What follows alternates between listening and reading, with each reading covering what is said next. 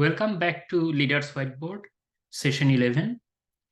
In the last session, we discussed about the 5 dysfunctions of a team, particularly borrowing the idea from Patrick Lencioni's famous book. In this session today, we'll talk about Tuckman's model of team development.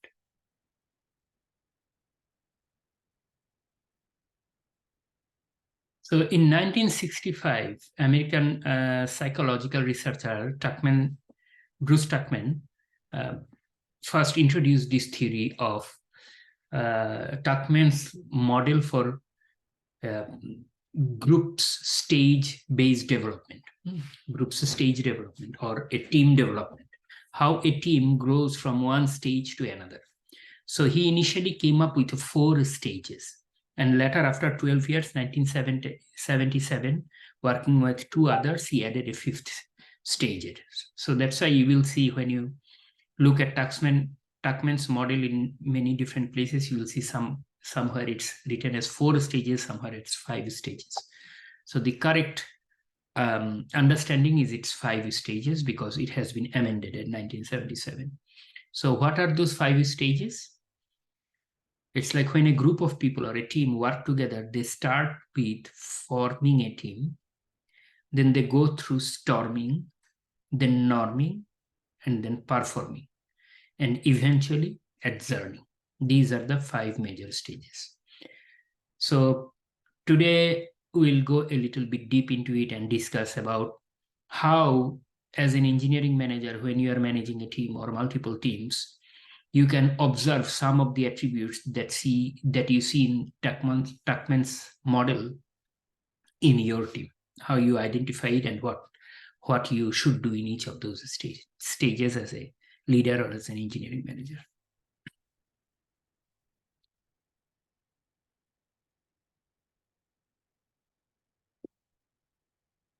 So here we see a diagram,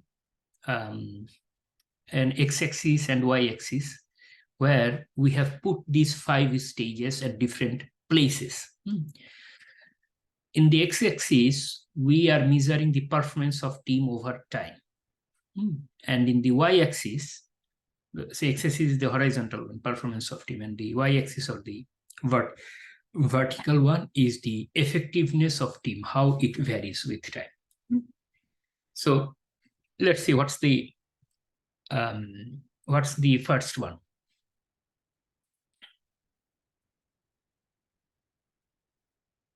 So stage 1, forming, is when team members meet and learn about the project and their former roles. Why they learn? Because they have been just assembled together as a team. Maybe they have been pulled in from another team within the same organization, within the company, or they have been hired from outside. In different ways, the leader has built the team, either through hiring or through moving human resources from different teams, right? Employees from different teams.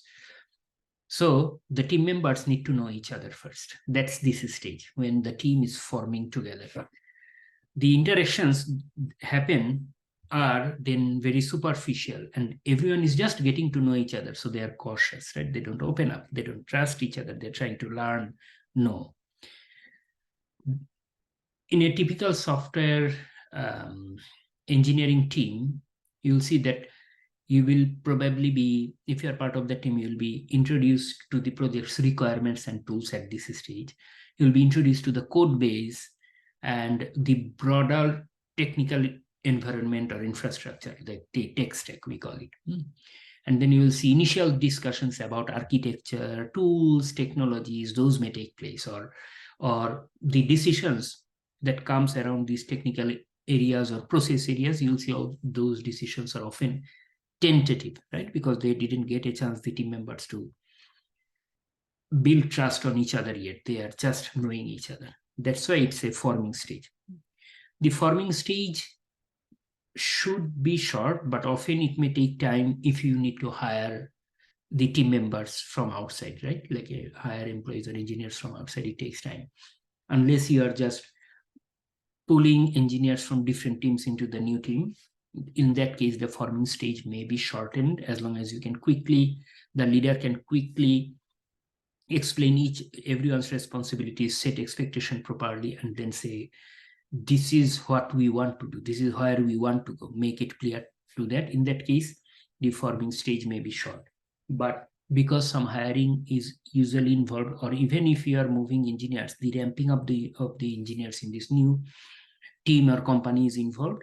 So sometimes it may take a little bit time. It may not be very short. Yeah. So then we go to stage 2. The team is performing in a forming stage for some time. Then they move into stage 2. In stage 2, the team members start to work together. Conflicts inevitably arise due to differences in working styles, opinions, or perceptions about the project. Why? Because they are coming from different teams, different companies, or they are newly hired. So definitely they will have diversified ideas, diversified work style. They will think, no, this is better, that is better. Oh, I used this tool in earlier company. Why are you using here? All those things will start coming at this stage, in the storming stage. This stage involves resolving conflicts and sorting out team dynamics. Because people will have different opinions, there will be conflict of ideas. And as an engineering manager or as a leader, you are supposed to resolve those conflicts and keep that team on track. Disagreements might arise about design decisions, coding standards, or the use of particular tools and technologies in a typical software team. There might be differing views on prioritization or approach to the software's functionality or the system's functionality. This is why sometimes this storming stage may be taking stress on the team members. Remember, this is a natural evolution of a team. The team just got formed, and they sometimes need some time to have passionate debate or conflict with each other before they can build trust. They can go to the next stage, which is stage 3. That's why you will see in the performance of a team and effectiveness of a team figure, that X and Y axis, although norming starts somewhere, by the time you come to storming, the performance is actually going down. The overall output of the team may be relatively worse, because instead of helping each other often, they are either reserved, not have the trust, or they are spending too much time on power struggle or figuring out whose voice, whose decision gets executed, and they may actually slow down the team instead. Storming stage should be as short as possible. As a leader, your job is to shorten it out. And storming is sometimes an optional stage also. Although in most of the cases, the team has to go through forming, storming, and then norming. The third stage is norming. But in some cases, you might be able to skip storming stage altogether from forming directly to norming. What can be some of those things? Like, let's say you have an organization where there are many teams, and you build a new team, which is norming, from existing teams, and the organizational culture or the standard, everything is already common and consistent across teams. So the team members will be learning during the norming stage quickly. They don't have to go through those debates, or maybe some of the team members already know each other, so they already have trust built. Or maybe you had very senior engineers or senior employees who are pretty good at quickly getting into a team, and let's say they are very self-aware, behavioral skill is very high, so they will not waste much time on those debates or that storming stage. In such cases, you might be able to skip it. But in general, even if it is short, you'll have to go through storming stage. In some cases, you will see the storming stage is actually hampering the team so much that in some cases, as a leader, you may decide to completely dismiss the team and start from scratch, norming stage. Although it's rare, it is also possible. So this is good to know as a leader. So the next one is the norming stage. This is a good standard for a team performing well together. So the team starts to settle into roles and responsibilities. Everyone knows what is my role. They have been struggling to get the right role for them earlier. Maybe they were a little bit ambitious to get a role, but by now, by the time you came to third stage, all those have been sorted out by the team in the storming stage, right? So that's why you moved into norming stage. You know, the team members know their roles and responsibilities. They begin to appreciate each other's strengths, and trust starts to form among themselves. Processes and norms get established by now. For a typical software team, how may it look like? It might like you may see that they have established code review process, they have defined sprint rhythms, they agree on tools for CI/CD, continuous integration, continuous delivery. They might also define communication protocols such as daily stand-up meetings or status updates and so on, because by now they have started standardizing things. They know what to expect from each other. So this is a good state to be in, although this is not the complete mature state yet. This is when they actually start working as a team. Until that forming and storming, they are still like a group of people working together, not very coherent, but norming is when they really start working coherently. So as an engineering manager here, your job is to make sure everyone's voice is heard, everyone's inputs are taken, and the team is moving in the right direction. Then the next stage and the best stage to be in all of the stages of Tuckman's model is the fourth stage, which is performing. What is performing stage? By this stage, the team reaches a level where they function as a unit seamlessly. They are more strategically aware and know clearly why they are doing what they are doing. The team makes decisions collaboratively and can handle complex tasks efficiently. At this stage, the leader's job is to mostly accommodate, delegate, be there. Yes, trust but verify, keep an eye on it, but you can actually be a little bit hands-off because the team knows how to do it. Compared to that, during the norming and storming stage, the leader has to be a lot more hands-on. In some cases, you'll see the leader being micromanaging just to make sure the conflicts are within control, it doesn't go out of control, right? But by the time you go to norming and then now performing, it's a very good situation to be in for the team and definitely for the leader, less work for them. They still have to be available on demand or around the team or lead the team, but you will have higher trust on your team members by now because they are performing at their best. And the result at this stage from team can be unbelievably high. Like not only good, but unbelievably high. Sky is the limit. So it's a dream for any engineering manager, leader, or an organization or company to have high-performing teams. This is that state that high-performing teams get to. For a typical software team who's at the high-performing stage, you will see they are already in full production mode, efficiently churning out features, fixing bugs, improving the system. There is a rhythm to releases, and the team can adapt to changes in requirements or technology with relative ease, because these are high-performing teams. Very good situation to be. All right. Now, those four were the initial stages up to when Bruce Tuckman first introduced in 1965 this. The Tuckman model of stages of group development, right? But in 1977, he added one more stage called Adjourning, working with two others. That's why now it is 5 stages. The Tuckman model now consists of 5 stages. What is this one? This is the phase where the project is coming to an end and the team is about to disband. This is also sometimes known as mourning phase or transitioning phase.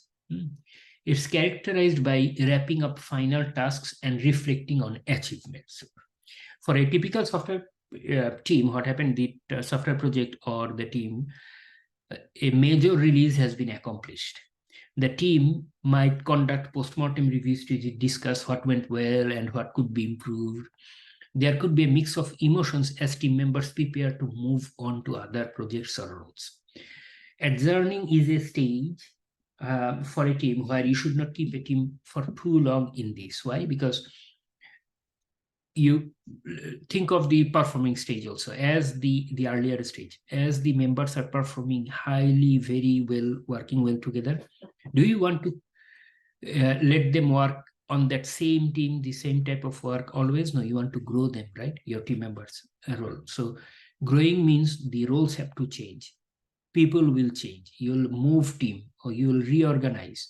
So even high-performing team, you don't want to keep it exactly like this for a very long time so that you can grow. Individuals in that team, they can grow, right? That's why you should be periodically adjourning and then bring new team, go back to the cycle again, norm a team, and then again you hire people or move people to new roles in a different setting and start again. Now, it's not just like a waterfall, you go from stage 1 to stage 5. No, what can happen is that you go from forming, storming to norming, like a stage 3, and then from stage 3 you can again go back to storming. Why? Maybe a team change happened, a new member came, the leader changed, and then team members started questioning the norms again. So they may actually go behind also. It's not always just improvement over time. The performance may actually degrade with time also. Or you are performing and then coming back to norming again, not performing again for reasons and so on. So it's not always sequential. You may come back, but then as a leader, you'll have to bring the team back to performing again, and eventually adjourning and starting new teams and so on. So this is theoretical, but if you observe your team, you will see that you can start noticing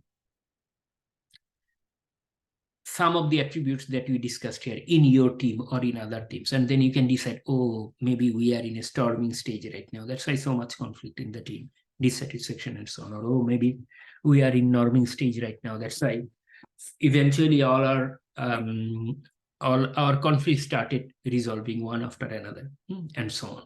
So as a manager or as an engineer, engineering manager or leader, you'll have to have keen eye on at what stage the team is and where you want to take them.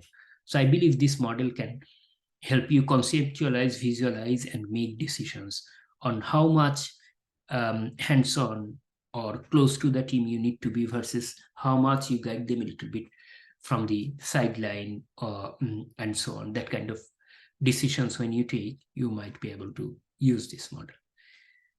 So that's what I wanted to discuss today. I'm curious to know, what do you feel about it? The team that you work on, at what stage the team is in? Is it in forming, storming, norming, or performing? Do you think that there are some more major other stages that needs to be there in this model? I know there are few other stages have been proposed, but none of those actually made it to the final model. These 5 are the only ones that got put into the model. But I'm curious to know if you think you want a modified version of Tuckman's model that may be more suitable for your industry or your team or your use case or your company. Anyway, this is what I wanted to discuss today. Thank you so much for watching the video. If you liked it, if you found it useful, please like the video and subscribe to this channel so that when I come up with new videos, you automatically get notified. Thank you so much and have a nice day.